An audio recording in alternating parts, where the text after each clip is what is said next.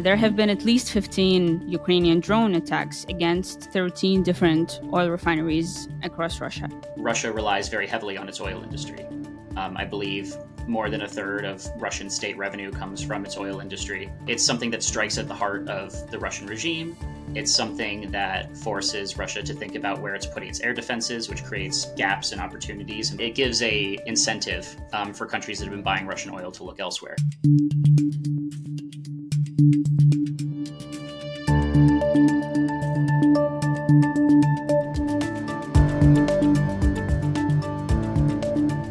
Hi everyone, and welcome to This Week in Ukraine, a show where the newsroom of the Kyiv Independent explains Ukraine's biggest events in just under 30 minutes. I'm your host, Anastasiia Lapatina. Today we're talking about Ukraine's recent drone campaign against Russian oil facilities. I'm joined by Marcel Plichta, a security expert at the University of St. Andrews and a former intelligence analyst at the U.S. Department of Defense. Marcel, welcome back to the show. Thank you. It's good to be back. Before we get into the interview, I'll remind you guys to please subscribe to the Kyiv Independent wherever you're listening to this show, whether that's on YouTube or on audio platforms. Leave comments, reviews, like our content. It takes just a second for you, but goes a really long way for us because this is what helps algorithms promote our content so more people will stay informed about Russia's war in Ukraine. So we brought you here today because it's been reported that since the beginning of 2024, so in the last 2.5 months, there have been at least 15 Ukrainian drone attacks against 13 different oil refineries across Russia, as well as some oil depots. And some attacks happened as far as 900 kilometers away from the Ukrainian border, which is pretty impressive. So all of this seems like quite a deliberate campaign. And it's also clear that Ukraine has been prioritizing Russia's oil infrastructure over Russian, say, ammunition depots or military bases. So I have several questions right from the beginning. Why do you think that is? Why are we prioritizing oil infrastructure? And why is all of this happening now? Yeah, well, it's actually started earlier. At least the idea of targeting oil started quite early in the conflict. I think the very first attack on a refinery was in June of 2022 by Ukraine. However, what we're seeing now is a dramatic increase in the number of oil facilities targeted relative to other facilities with long-range drones. There's a couple of reasons for that. On a military level, these sites tend to be much less defended than a military base or a more traditional military target.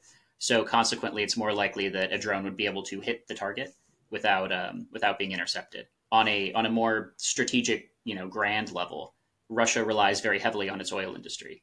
I believe more than a third of Russian state revenue comes from its oil industry. And these are facilities that aren't designed to have, to sustain, attacks on them. They're not hardened in any way. And you have a lot of expensive components that are quite easy to damage with a small amount of explosives. So in a sense, they're almost a perfect target for Ukraine because it's something that strikes at the heart of the Russian regime. It's something that forces Russia to think about where it's putting its air defenses, which creates gaps and opportunities and potentially forces them to, make places like Engels Air Base, which was attacked by a drone today, less defended if they've had to move from one place to another, their air defenses. So there's a couple of different benefits for Ukraine to do it. Why now? This is just my opinion, but I think we've seen an increase in the scale of Ukrainian production of these drones. Whereas before, if you think to the drone attacks on Moscow and St. Petersburg in mid-2023, overall, there weren't that many drones utilized. And so if production has continued and they've been able to stockpile and Ukraine's drone manufacturers are now able to produce enough to have a constant campaign to pressure the Russian oil industry, it's likely it'll do more damage. So the Russian media outlet, The Insider, reported that at least 8 oil refineries have sustained real damage. What else do we know about the impact of these operations? What kind of damage has been reported? Yeah, we in some cases we've gotten very lucky, and social media and other places have shown videos of either the drone's impact or the aftermath.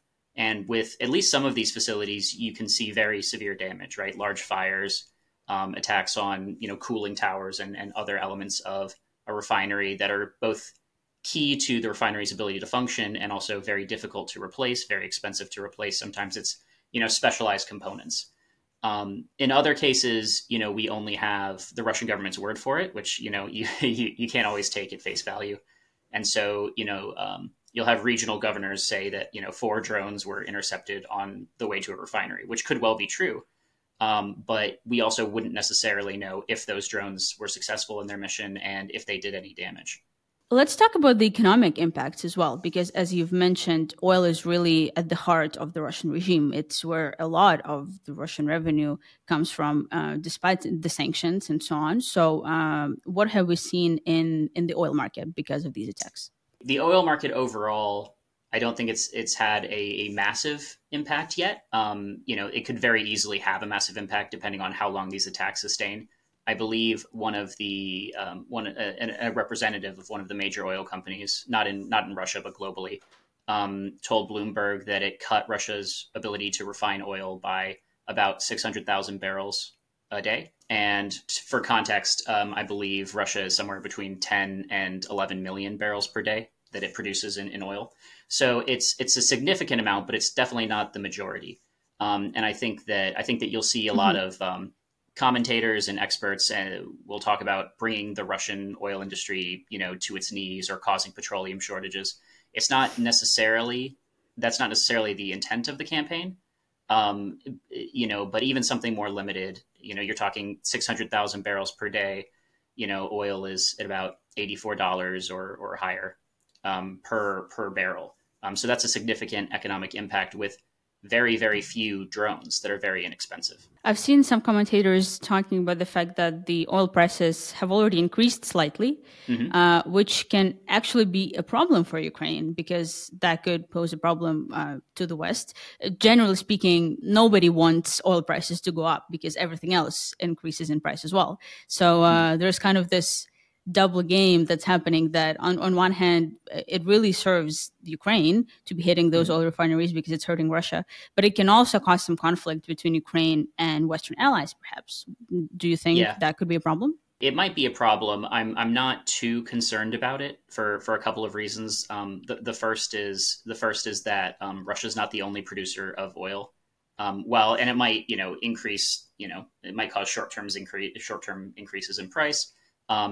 But it also might cause some countries like India, for instance, who's a major importer of Russian fossil fuels, to look elsewhere.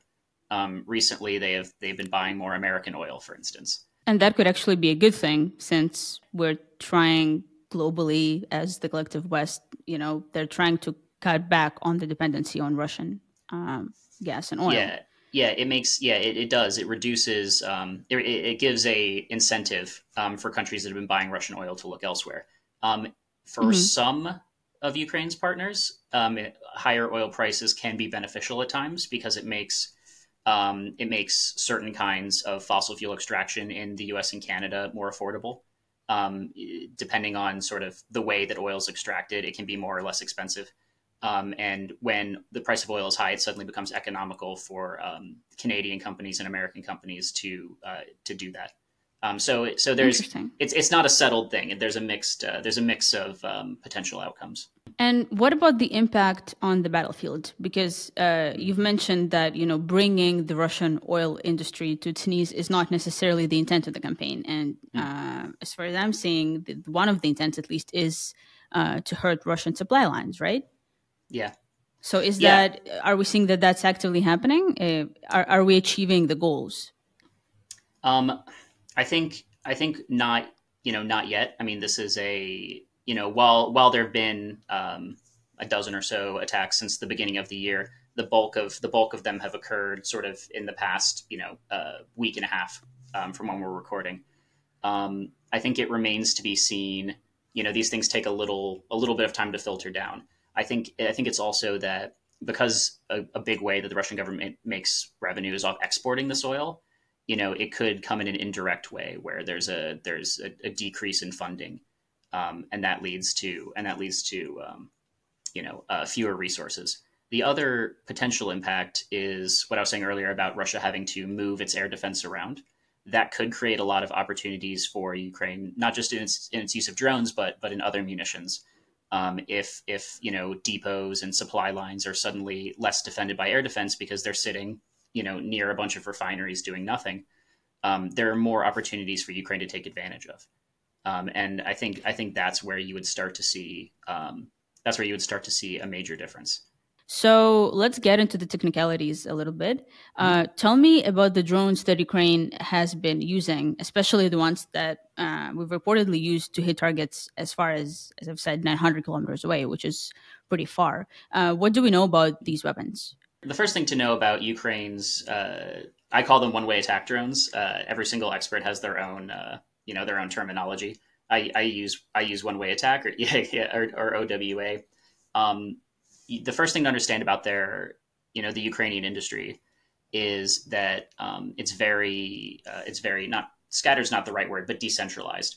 You have a lot of different firms operating semi-independently, and that's a big advantage in a lot of ways because it makes it more difficult for Russia to, attack production sites. It leads to more innovation, and it's more of an opportunity to help Ukrainian domestic manufacturing.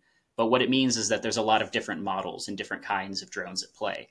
And so it's hard to determine without, in cases where there's no photographic evidence, what specific drone was used.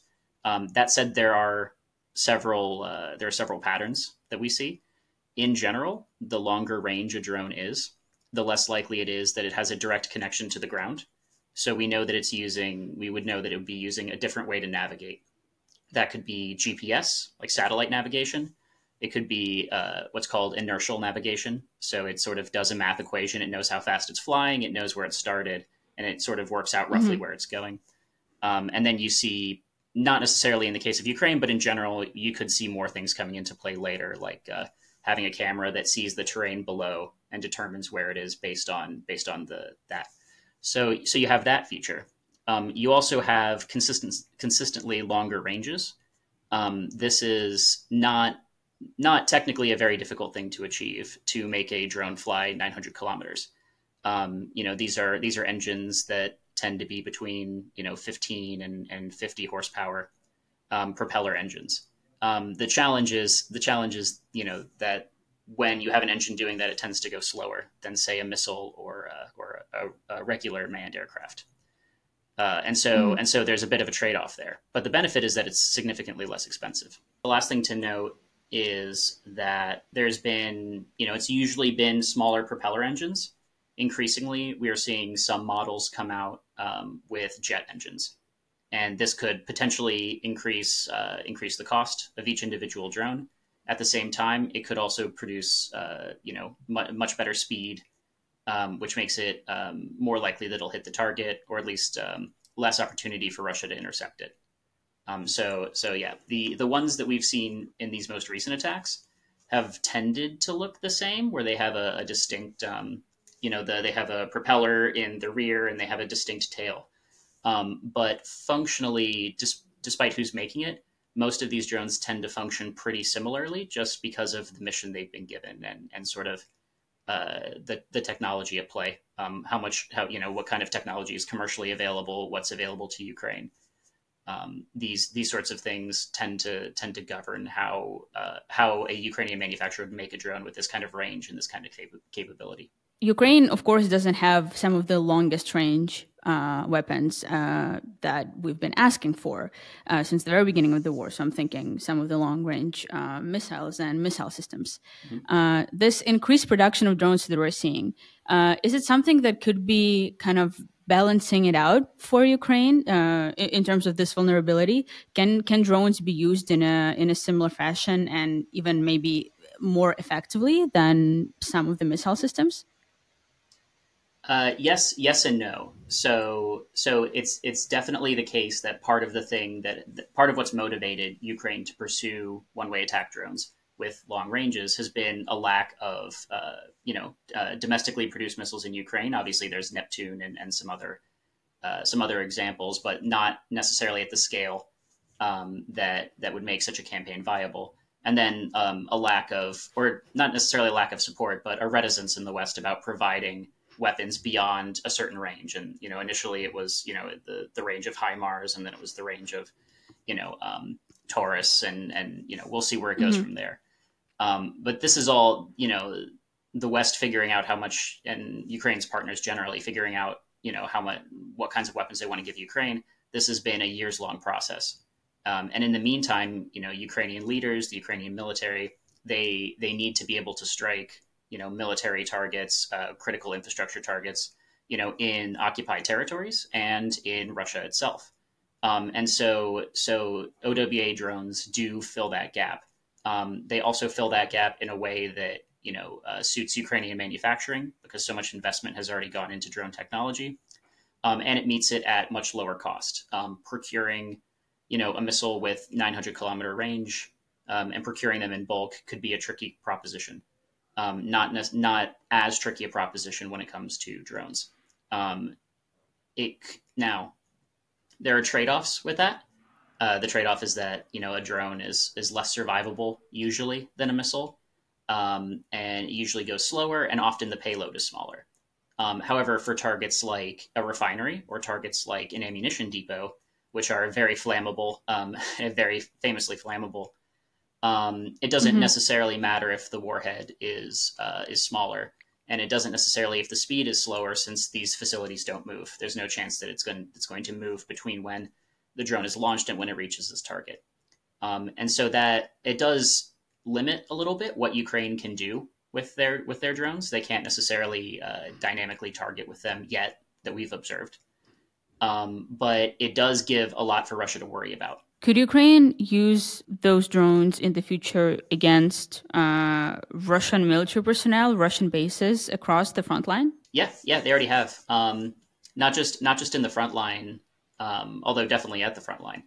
But there's sort of, for a long time in this conflict, there have been Russian facilities that could operate with impunity because they were far enough back from the front, and they knew Ukraine didn't have the range to reach them. Right. But, but what drones allow Ukraine to do is to threaten those sites and those facilities. And it's forced Russia to be, more careful, more cautious with its operations. And this is especially the case with air bases recently. We had the recent attack on Engels base, and then Russia's Engels air base, and then a prior one some time ago, maybe a year ago, actually. And that's a real benefit to Ukraine, because it means that Russian planners have to account for the idea that these bases that they thought were safe could suddenly come under attack, and that creates a lot of complications for them.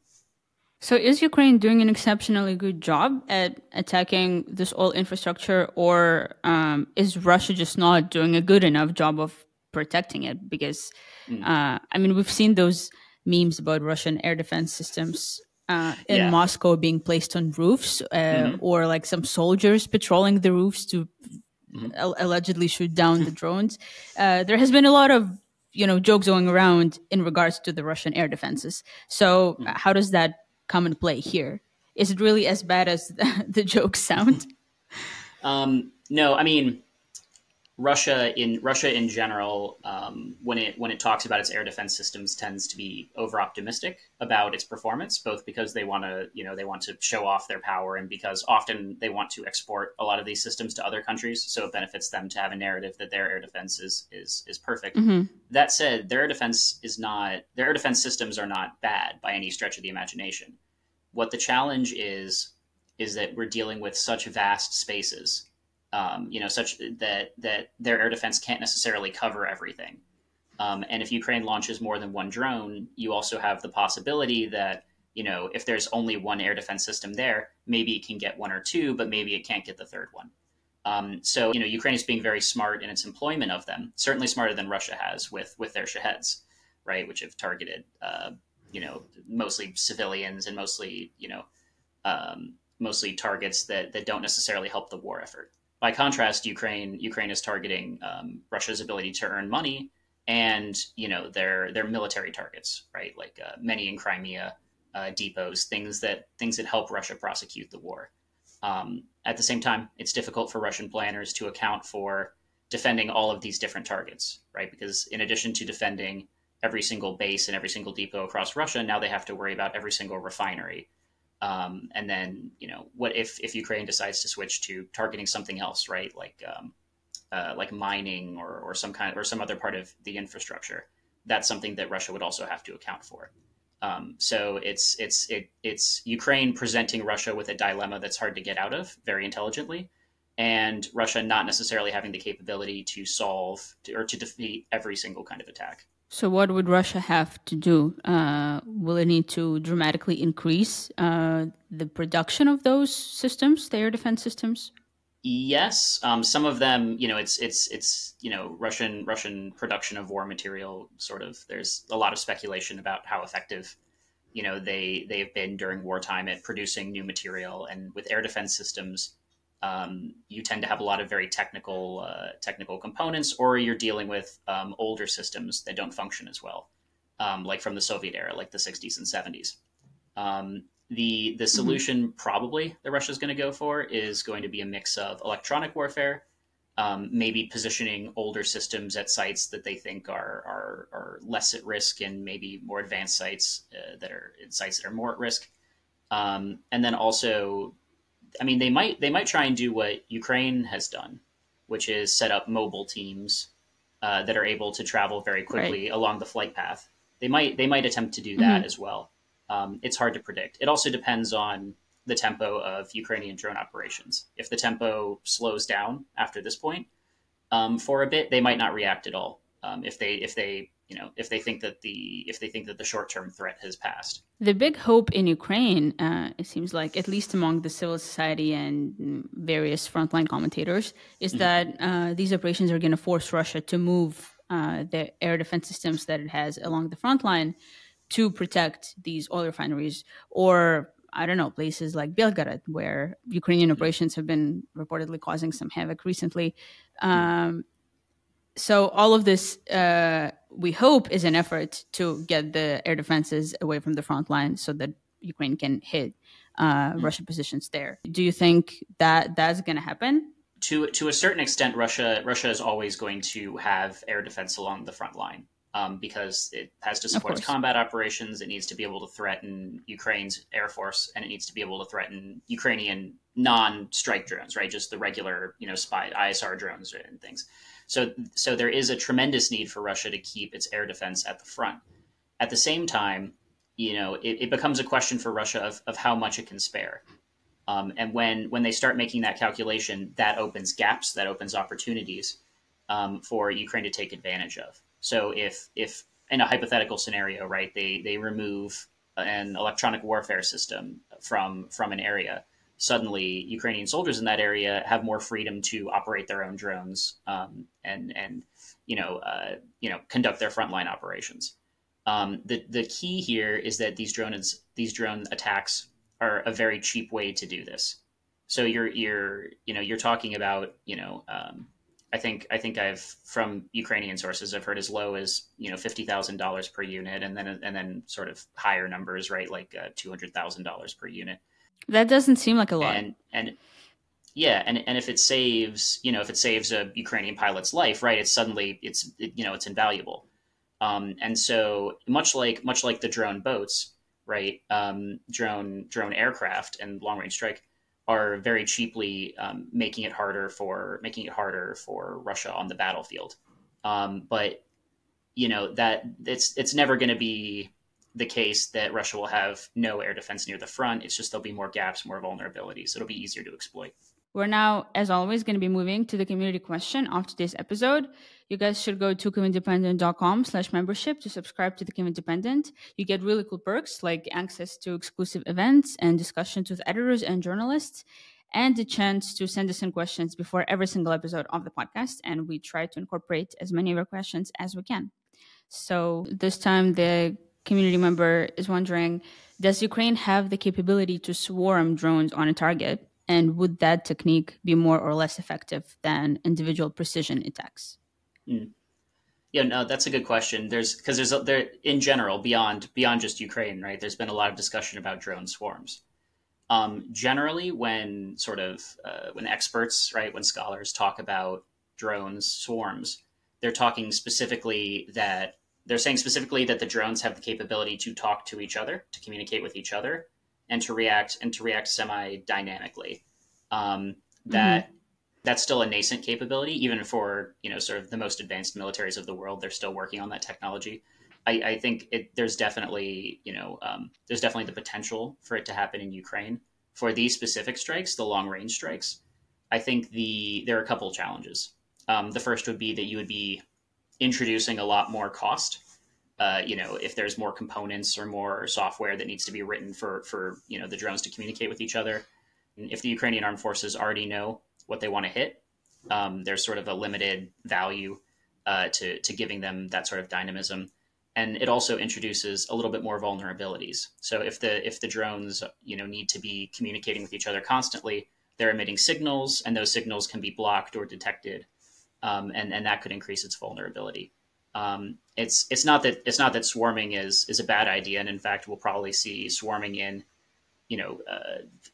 the next couple of years, right, in future conflicts or in different military contexts. But for these specific attacks, I don't think we'll be seeing swarms, and I don't necessarily think that swarming will pay off. That said, there will still be multiple drones likely launched at once. They just won't be talking to each other. Just to be clear, when we talk about the term, swarming by drones, it's not just, 10, 15 drones being sent at a location, something similar like Russia perhaps does in Ukraine in civilian areas, where we have like a group of drones coming at one time. That's not the same. That's just a lot of drones coming at one time. Yeah, exactly. I mean, if you're on the ground, it's sort of, it's still very something to be very. You don't care about the terminology. Yeah. They're not writing an academic treatise on it, but yeah, for in these specific kinds of attacks, often it'll be, they'll either be operated separately or they'll have separate missions. They won't necessarily be fully, like the Terminator, fully autonomous that way. Okay. Marcel, thank you so much for being here. It was super interesting to listen to. Oh, thank you so much. Yeah, no, it's good to be back. You can find our show on YouTube and all audio platforms every Saturday morning. If you like this episode, please subscribe to us and like our content wherever you're listening to this podcast. Go to kyivindependent.com/membership to become a member of our community and support our work. And also follow us on social media on Instagram, Facebook, and X. We'll be back next week. Thank you for watching.